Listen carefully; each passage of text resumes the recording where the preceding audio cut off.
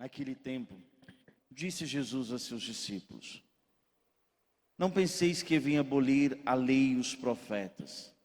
Não vim para abolir, mas para dar-lhes pleno cumprimento.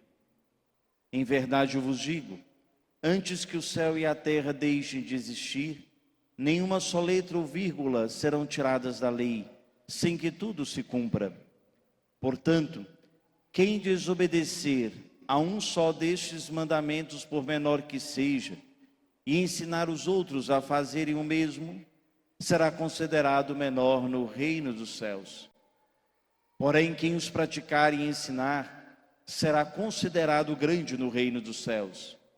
Porque eu vos digo, se a vossa justiça não for maior que a justiça dos mestres da lei e dos fariseus, vós não entrareis no reino dos céus. Vós ouvistes o que foi dito aos antigos: não matarás. Quem matar será condenado pelo tribunal. Eu, porém, vos digo, todo aquele que se encoleriza com seu irmão será réu em juízo.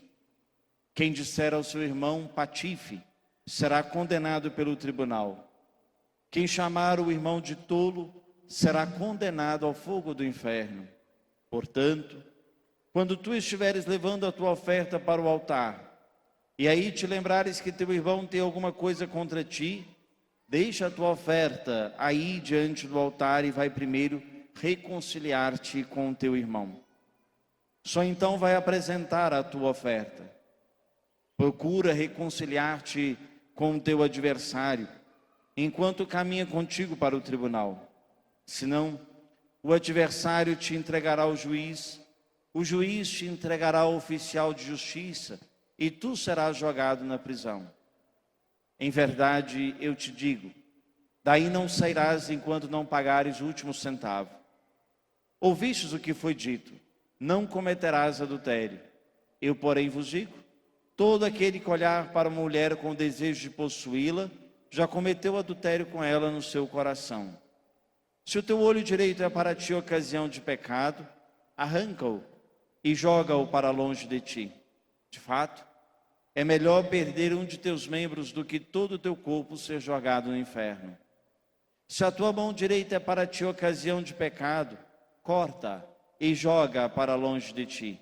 De fato, é melhor perder um dos teus membros do que todo o teu corpo ir para o inferno. Foi dito também: quem se divorciar de sua mulher, dê-lhe uma certidão de divórcio. Eu, porém, vos digo, todo aquele que se divorcia de sua mulher, a não ser por motivo de união irregular, faz com que ela se torne adúltera, e quem se casa com mulher divorciada comete adultério. Vós ouvistes também o que foi dito aos antigos: não jurarás, mas cumprirás os teus juramentos feitos ao Senhor.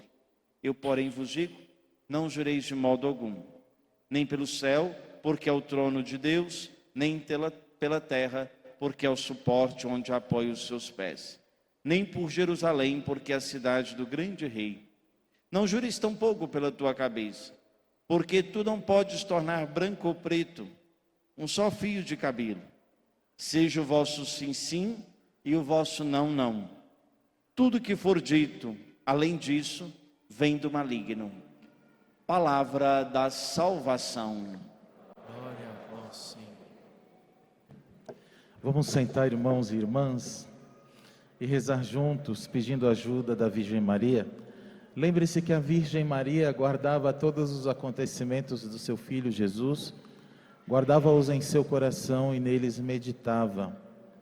Vamos pedir para que ela também nos ajude agora a fazer com que esta palavra gere frutos em nosso coração.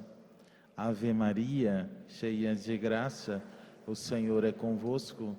Bendita sois vós entre as mulheres, bendito é o fruto do vosso ventre, Jesus. Santa Maria, Mãe de Deus, rogai por nós, pecadores, agora e na hora de nossa morte. Amém. Nossa Senhora do Carmo, nosso Pai São José, rogai por nós. Eu sou carmelita mensageiro do Espírito Santo, estou nesta comunidade há 21 anos.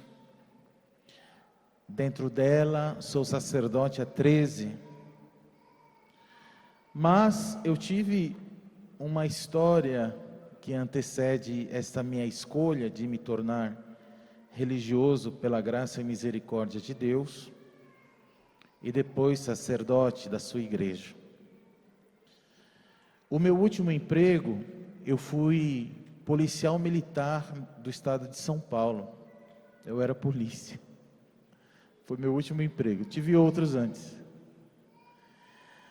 E, como policial militar, qualquer militar é regido pelo estatuto militar, ou seja, existe um estatuto próprio que orienta a vida do militar, seja ele das forças auxiliares, como é o caso da polícia militar, quanto das forças armadas, que nós conhecemos como o Exército, a Marinha e a Aeronáutica. Portanto, eu, como militar, era regido também por este estatuto. E eu lembro que obedecer a este estatuto, obedecer à lei militar, obedecer à palavra escrita nesse estatuto, era uma obediência temerosa,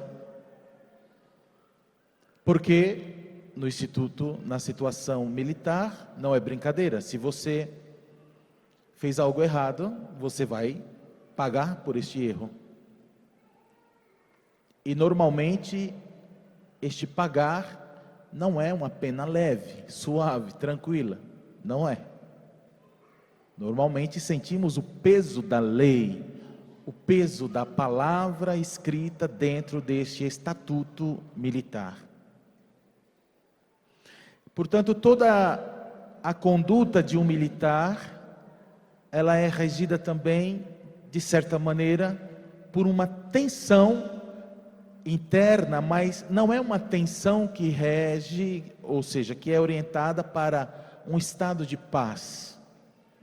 Não, eu não vou errar para não ser punido.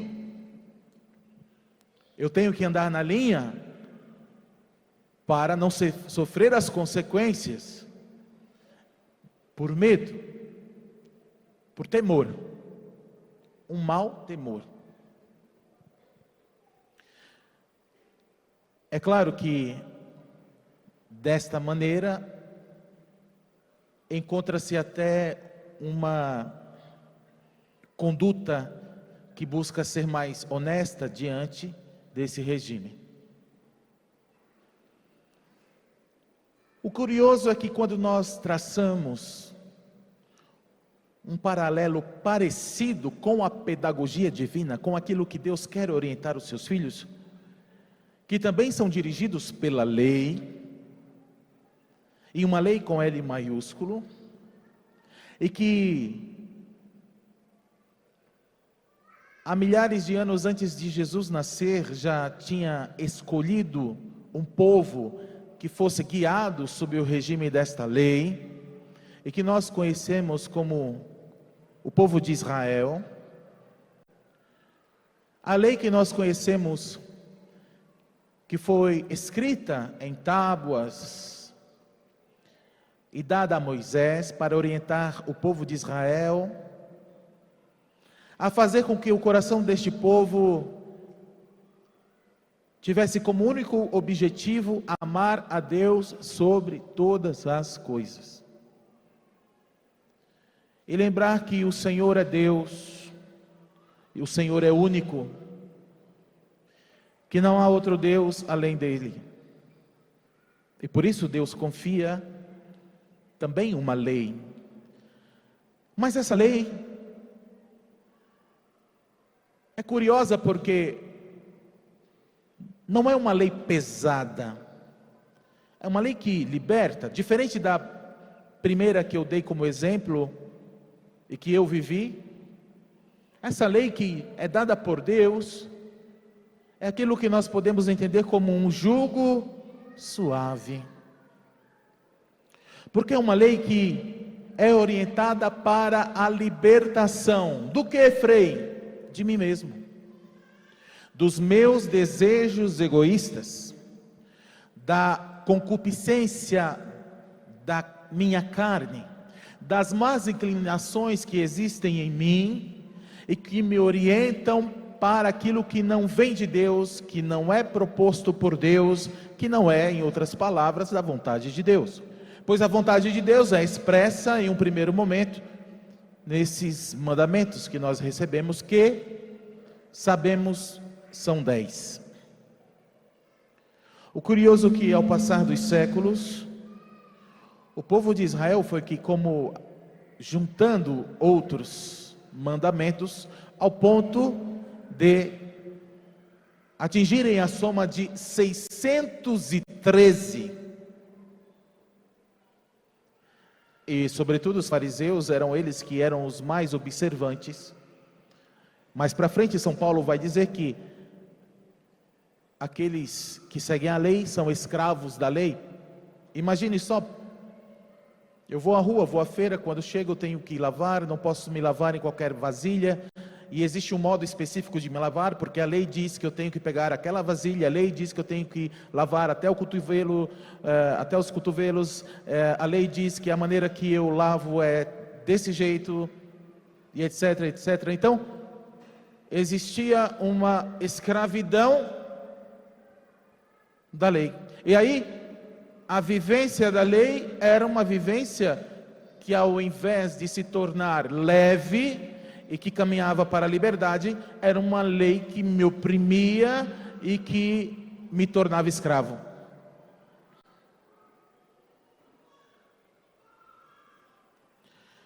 Isso não tira a importância de, por exemplo, dentro do livro do Eclesiástico,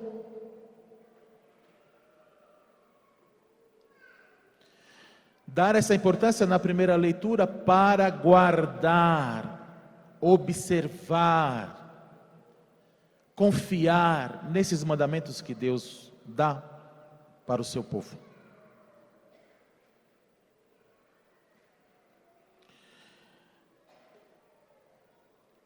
Existe um objetivo de amor quando Deus oferece a sua palavra. Quando nós percebemos o início da criação, toda a criação ela é iniciada pela palavra. A palavra de Deus, a palavra pronunciada para dar vida, para criar, é a palavra dabar, o hebreu dabar. Dabar, a palavra de Deus dita. E que cria. Porém,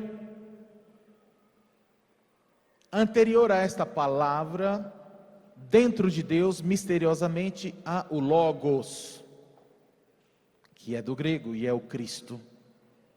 Depois é o Cristo encarnado, o Logos do Pai, a palavra do Pai, onde São João da Cruz, que é um santo carmelita, também vai dizer e nos lembrar que tudo aquilo que Deus tinha para falar, falou-nos em seu Filho. É curioso São João da Cruz, porque ele vai primeiro dizer, olha, a primeira linguagem de Deus é o silêncio.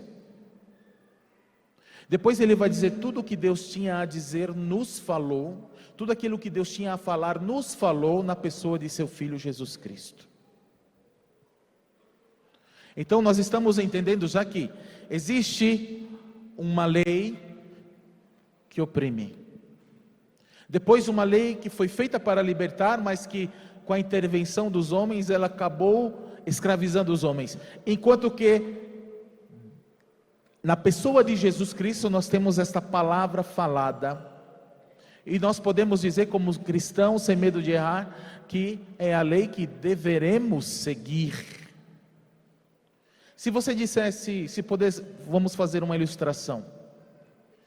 Se disséssemos aqui, qual a lei que eu, como católico, cristão católico, como eu posso seguir de uma maneira mais perfeita, claro, de acordo com as minhas condições, com as minhas fraquezas e os meus limites, de uma maneira mais perfeita a lei de Deus, você não erraria se dissesse, conformando a minha vida com Cristo, intensificando a minha união com a pessoa de Jesus. a ponto daqueles que me olhassem, vissem Jesus. Se você é cristão, é seguidor de Cristo, logo, seu mestre é Cristo, mestre é aquele que ensina. Se ele ensina, devo aprender. Se ele é mestre e eu aprendo nessa imitação, quanto mais vou imitando, vou me formando, torno-me discípulo. E sendo discípulo, sim, sou convocado e chamado a mostrar esse rosto de Cristo a todos. A todos. Usei um exemplo semelhante na pregação de hoje à tarde, mas muitas pessoas estão aqui, graças a Deus, agora à noite para a Santa Missa. O que aconteceria se dentro da sua casa, dentro da sua família, todos buscassem honestamente, com aquilo que pudessem, contando, claro, com a graça de Deus, imitar Jesus? Como seria a sua casa? Como seria o seu pai, a sua mãe, e você e seus irmãos, se dentro da sua casa todos se comportassem como Cristo Jesus, nos seus atos, nas suas palavras, na maneira como trata o outro, na maneira como trata qualquer um? Como seria a sua casa?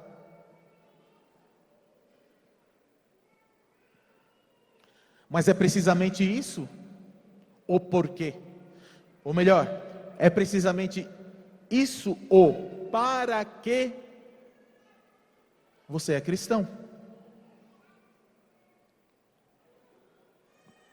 Em todo ambiente onde eu estiver, no ambiente acadêmico, no meu trabalho, em minha casa, na feira, no mercado, no cinema, fazendo caminhada na cidade universitária, onde eu estiver, quem olhar para mim deve dizer sem medo: ali é quase um outro Cristo, de certa maneira, mas o correto dizer, e porque temos ele dentro do nosso coração, é o Cristo.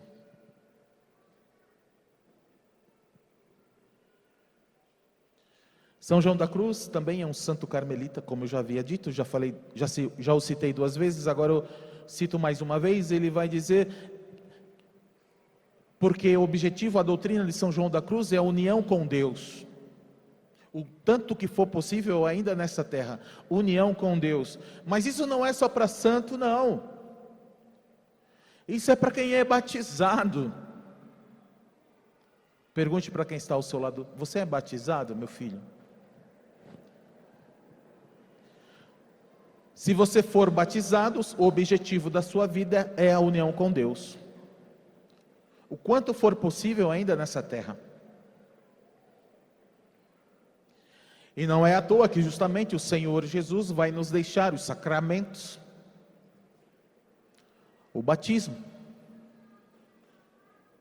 Eu lembro, era uma missa de Natal, eu ainda não era sacerdote, e nós temos um frei em nossa comunidade. Ele foi um dos primeiros sacerdotes, e quando havia esses sacramentos, Natal, ou melhor, quando havia os sacramentos que era primeira comunhão, batismo, ele gostava de celebrar na missa de Natal. Por quê? Porque ele dizia: o melhor presente que você pode ganhar, no caso da primeira comunhão, é comungar Jesus. Para alguém que não era batizado, o melhor presente era receber o batismo. Então, em alguns casos ele celebrava, e justamente em um desses casos eu estava presente. Eu lembro que existia o José. Ele tinha sido morador de rua, alcoólatra, jogado na rua. Uma paroquiana piedosa pegou esse homem para cuidar dele. Foi em clínica de tratamento, buscou ajudá-lo de todas as maneiras, inclusive na fé. Pois essa mulher catequizou esse homem. E como catequizado adulto, chegou o dia de receber o seu presente. Ele não era batizado. E é muito lindo no rito, que oferece também a outra fórmula para aqueles que já têm a idade da razão, e no caso desse homem, como um homem adulto, é muito lindo o rito, Primeiro que as portas ficam fechadas, ele fica fora da igreja. É ele que bate na porta e pede para entrar, ou seja, fazer parte da igreja de Cristo. Depois ele entra e chega o momento do diálogo. O sacerdote pergunta para ele: o que você deseja? E nesta parte do rito, a resposta é linda. Então foi perguntado a ele: o que você deseja? E ele, eu lembro até hoje, e me emocionei no dia, porque sabia toda a trajetória que aquele homem tinha vivido. Ele, no meio da igreja, com a voz forte e firme, diz: a vida eterna. E ele foi batizado. E recebeu o batismo, e recebeu acesso à vida eterna. E é justamente a segunda leitura.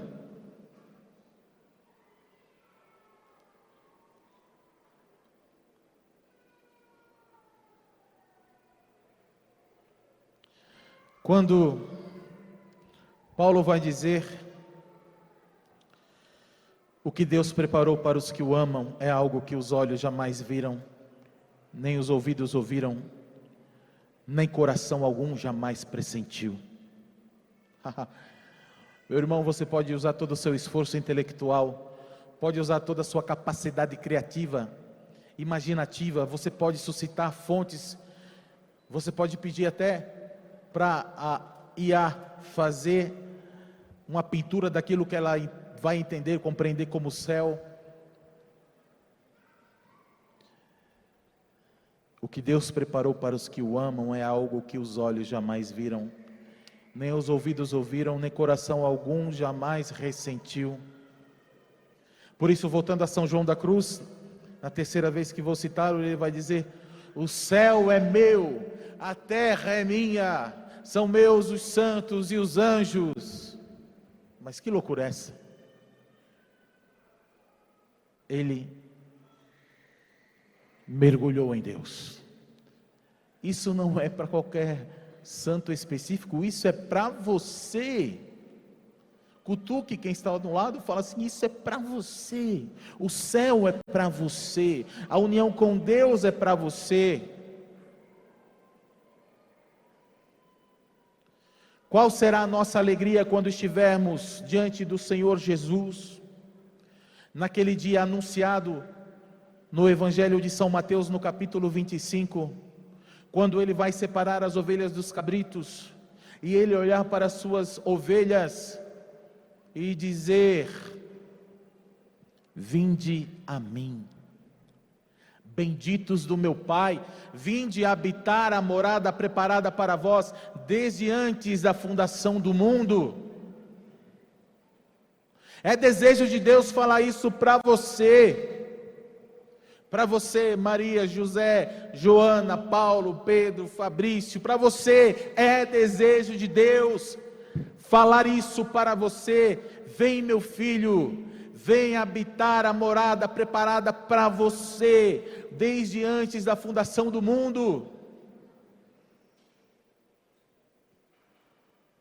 E para isso, temos que nos desprender de nós mesmos. É aquilo que aprendemos também na espiritualidade carmelitana com Santa Madre Teresa de Jesus, Santa Teresa d'Ávila, uma santa mística do século XVI, doutora da igreja, onde uma das coisas necessárias para seguir esse caminho, que é a busca da perfeição, ela vai chamar de caminho da perfeição, são duas atitudes: a primeira a humildade e a segunda o desapego. Humildade e desapego. Desapego de si mesmo, desapego das tuas concupiscências, desapego do teu egoísmo, desapego daquilo que te afasta do Senhor, para entender que só Ele é o importante na vida. E Deus, na sua pedagogia, vai permitir. Muitas vezes nós nos arvoramos saber alguma coisa, ou pensamos ingenuamente que somos alguma coisa, e nos apoiamos em nossos títulos, e nos apoiamos em nossas expertises, e nos apoiamos nos nossos conhecimentos, ou nos apoiamos em nossas posses, naquilo que nós temos, naquilo que investimos, e vamos colocando o nosso coração e as nossas seguranças em tudo aquilo que na verdade vai ocupando o centro, e quando eu coloco outras coisas no centro, o centro deixa de ser Jesus, e Jesus, porque eu comecei a colocar outras coisas no centro, Jesus passa a fazer parte da periferia da minha vida.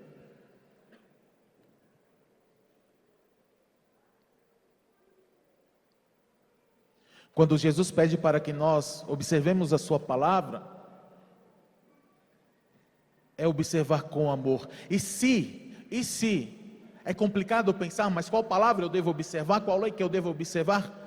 A lei encarnada é Jesus Cristo.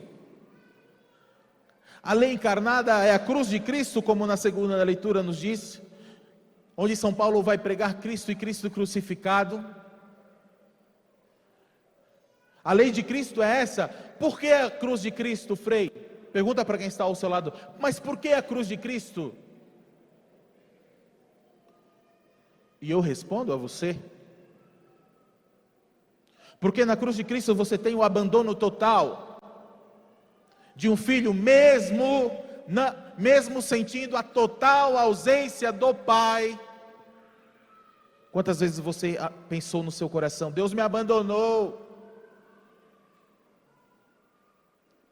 não tenho mais sentido, Deus me abandonou, Deus esqueceu de mim. O próprio Filho de Deus gritou da cruz: Eli, Eli, lama sabachthani, meu Deus, por que me abandonaste? O próprio Filho de Deus sentiu esta ausência total do Pai. Por isso a carta aos Hebreus vai nos lembrar que em tudo Ele experimentou a nossa condição humana. Ele assumiu para si a nossa condição humana. Então, se você está triste, Ele sabe o que é tristeza. Se você está desolado, Ele sabe o que é isto, a desolação. Se você se sente abandonado por Deus, Ele sabe o que é isso. Se você sofreu injustamente, Ele sabe o que é isso. Se você foi torturado, esbofeteado, humilhado, Ele sabe o que é isso.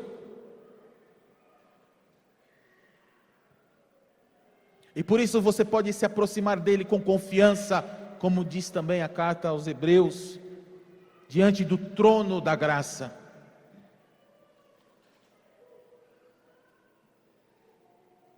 Então, a cruz é a lei. Estamos aqui em 2 dias, 3 dias de seara. Maravilha. Louvamos, bendizemos, exaltamos. Sentimos o poder do Espírito Santo, a alegria de estar em comunidade, as músicas que nos elevam. Mas na quarta-feira já é jejum. E talvez você vai trabalhar e vai encontrar aquelas pessoas que talvez te desagradem, ou talvez você desagrade a elas. E vai ter o seu serviço, e vai ter os seus problemas, ou seja, é o chão batido do dia a dia. Você vai encontrar isso, meu amigo, minha amiga.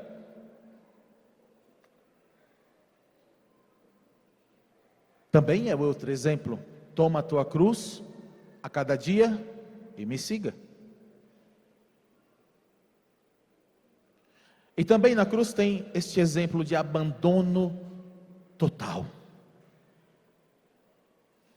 Jesus vai dizer: olha, eu já não vos chamo servos, eu vos chamo de amigos. Por quê? Porque eu vos dei tudo a conhecer.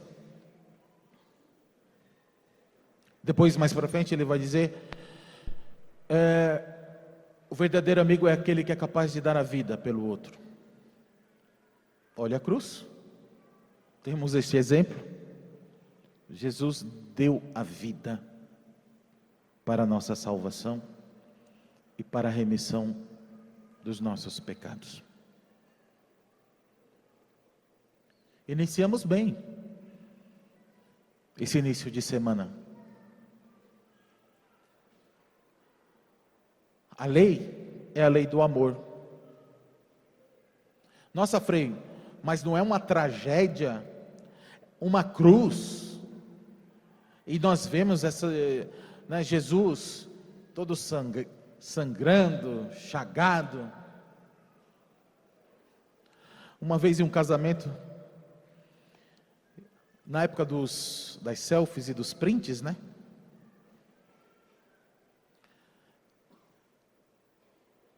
eu havia dito, vamos fazer uma selfie do amor. Se a gente pudesse fotografar o amor, tirar uma foto do amor, materializar esse amor, fazer um print do amor, como seria isso? E daí você poderia pegar o seu celular e chegar na cruz e tirar o print do amor,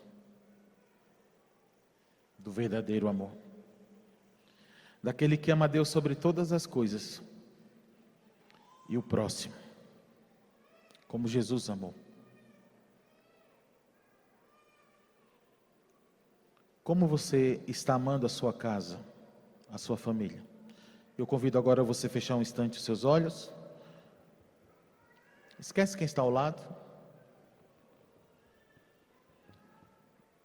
Lembre-se daqueles que dividem a casa com você. A começar por estes. Como você está demonstrando amor a eles? Quais as palavras e em que tom saem as palavras da sua boca em relação a estes? Qual é o linguajar que você utiliza para falar com a tua esposa, esposo, filhos? Que tipo de palavra você permite que saia da tua boca na tua casa, que é um local sagrado? Que tipo de hábitos, maus hábitos, você realiza na sua casa? E qual é a tua atitude diante do Deus Todo-Poderoso, que sim, está vendo a tua vida e que espera que você entre na morada que Ele preparou? E a morada que Ele preparou é essa que ninguém consegue imaginar de tão maravilhosa que é, de tão divina que é. É essa morada que Deus quer que nós participemos. Glória ao Pai, ao Filho e ao Espírito Santo,